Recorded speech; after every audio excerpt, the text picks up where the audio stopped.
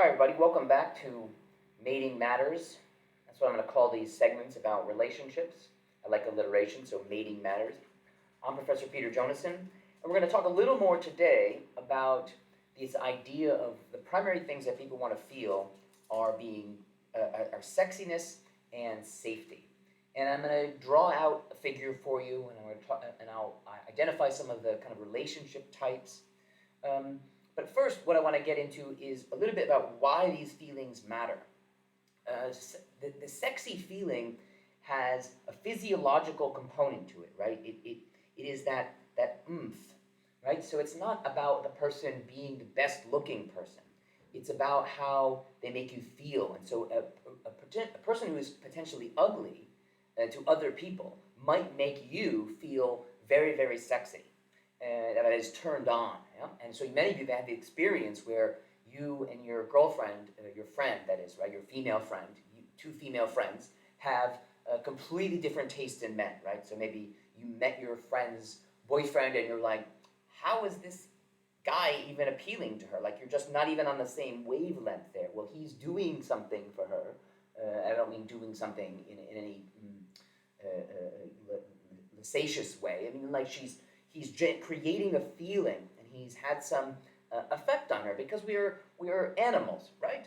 Humans are animals, and so our feelings are dictating our choices. You can't really rationalize and argue someone into liking you. It's kind of they feel it or they don't feel it, and so indeed the argument approach is very common for people trying to make their case about why we should be together. But this is a dead end by a mile. Okay, it's about how you make someone feel. Now people want to feel that fire, but they also need to feel safe too, right? Touching the fire is nice, but you want the warmth of the fire, not the burn of the fire.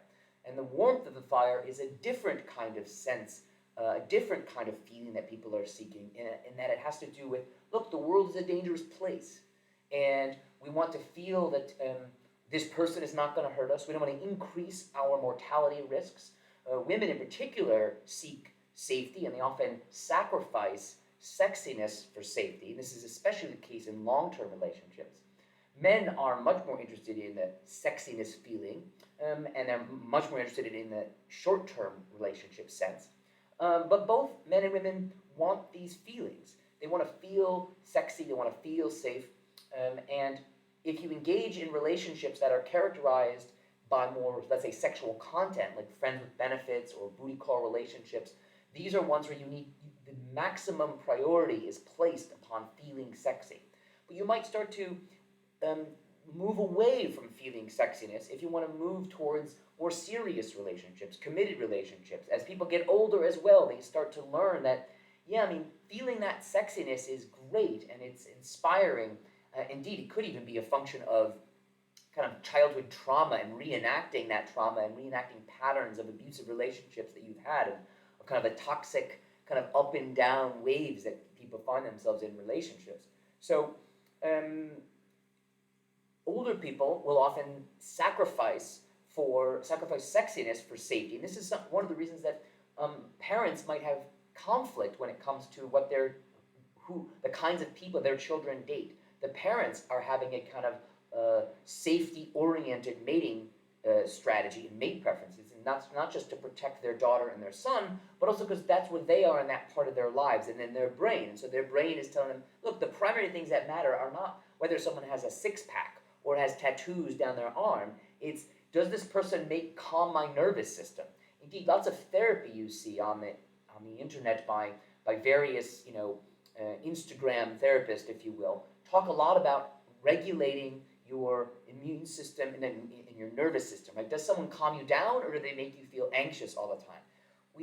The anxiety can easily be confused with attraction and love and all these things. And so the calm approach says, wait, anxiety is not the way to dictate and to make your romantic decisions. You need to have some calm. These are important decisions that we make. They have huge consequences, not just in terms of sexually transmitted diseases, of course, but also the social and personal implications and professional implications of making the right choice in our relationships. All right? So that's enough of me talking.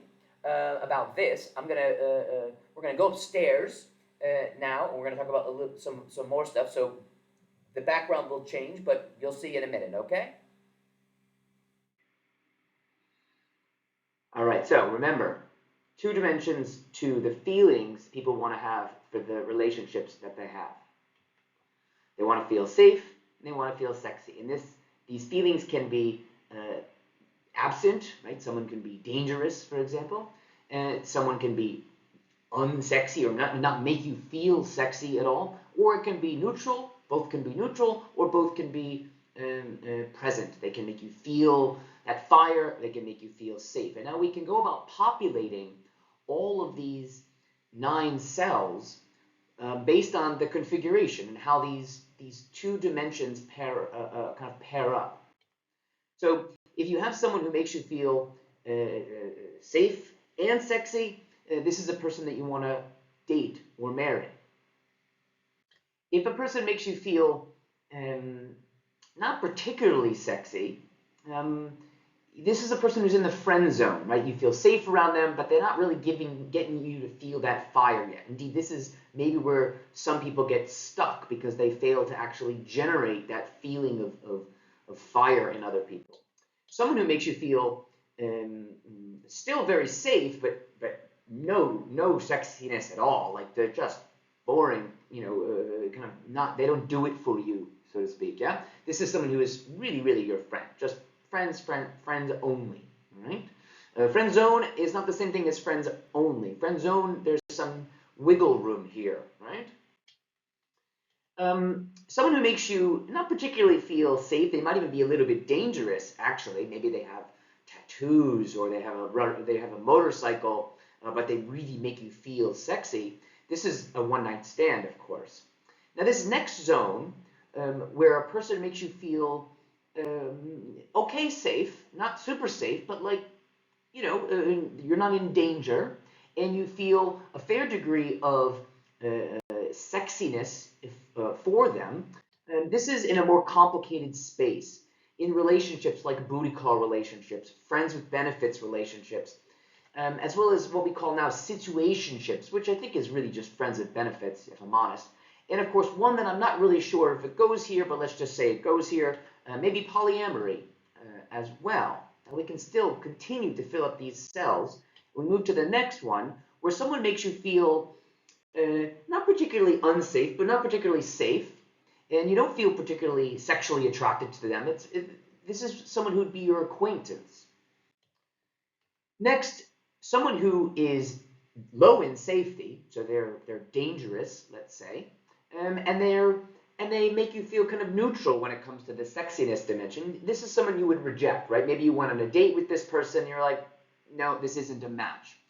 And of course, someone who is not making you feel sexy and doesn't make you feel safe, makes you feel maybe at risk, this is just someone that you should run from, of course, right? You get away, stay away kind of situation. And in this middle zone is this nothingness, right? This person doesn't make you feel anything. This is just blah, a blah person. There's many blah people. They're nondescript in your life. You don't even remember them in some ways. Now, what's interesting here is that we can also break up this into larger groupings. And these groupings are also, I think, kind of interesting as well. So in the first case, we'll call it the serious zone. This is someone that you're serious with, about, right? You might have a relationship with them.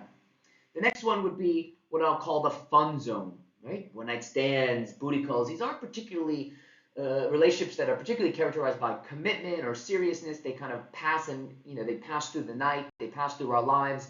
They're rather temporary. Next, we have just the platonic zone, right? These are people who you don't want to have sex with, but you're happy to have them in your life. They don't cause any danger for you. But the last group we'll call the danger zone, to quote the Kenny Loggins song and one of my favorite shows, Archer. The danger zone. This is the people that you want to stay away from, right? Now, we can go on and on about this. This is an area of research that I've been very active in for many years. Indeed, I've published at least 3 papers here that you're welcome to go and find on my website. And I hope this framework will give you a better sense about why you find yourself in the relationships that you find yourselves in, and maybe even give you some ideas of, well, okay, if I know what's lacking, what can I try to generate, right? If you're in the friend zone, well, what is it that I need to make this person feel? If you're finding yourself in the friends with benefits zone, okay, why is this person, why does this person only feel this for me? How can I make them feel more sexiness towards me, more safety towards me? All right, so that's all for now. Ciao.